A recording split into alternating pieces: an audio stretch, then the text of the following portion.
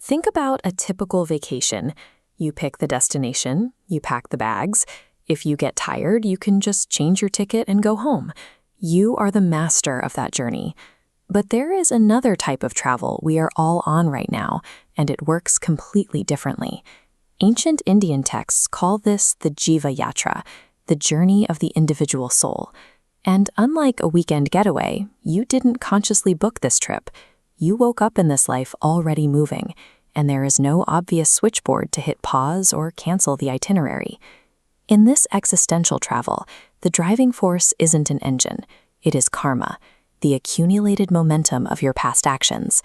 That momentum pushes the individual soul from one life to the next, from one experience to another, wandering helplessly without a steering wheel. We are all passengers locked in this constant, involuntary motion. We are navigating a vast, complicated transit system, completely lacking a map. Verse 1 of Jnanananda Bharati's text defines our unconscious destination, Nityananda, eternal happiness. But we rely on temporary vehicles, like a new job or wealth. We misunderstand the destination and the means, trying to extract permanent joy from a world built on temporary parts. Think about the psychological toll this takes. We spend decades chasing wealth or status, assuming they hold the happiness we crave. When they inevitably fade, we feel exhausted and frustrated, like travelers who keep arriving at the wrong hotel. As long as we mistake these temporary roadside attractions for our final stop, we remain trapped in a grueling loop of seeking and never finding. If we are stuck on this train, wandering blindly without a valid route, how do we actually find the correct path?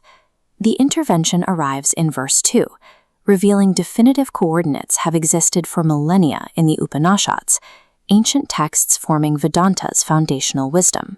Specifically, the Kathopanishad provides the exact coordinates we lacked, clearly defining eternal happiness and the precise tools required to get there.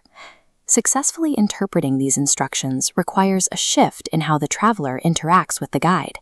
Encountering this scriptural guidance marks the moment the journey stops being a chaotic scramble and becomes a purposeful navigation. Verse 2 highlights a specific detail regarding the manner in which the Vedas offer guidance. The Vedas hold absolute authority. They could act like a strict master issuing commands from the top down, but instead they choose a different approach. The text describes the scriptures as a compassionate friend, or mitram, operating out of deep grace. Instead of shouting orders, they gently take the exhausted traveler's hand to show the correct path. The impact of the Upanishads comes from their friendly, merciful correction of our deepest existential mistake. When the traveler accepts this guidance, the internal logic of the journey changes. The Vedic text provides a final correction. The eternal happiness we seek is not a physical place to travel to, and it is not a future event to wait for. The Jiva Yatra evolves into an inward, cognitive process of self-knowledge. The distance between you and your true destination cannot be measured in miles, and it cannot be measured in years. The only distance is ignorance. You do not need to keep wondering.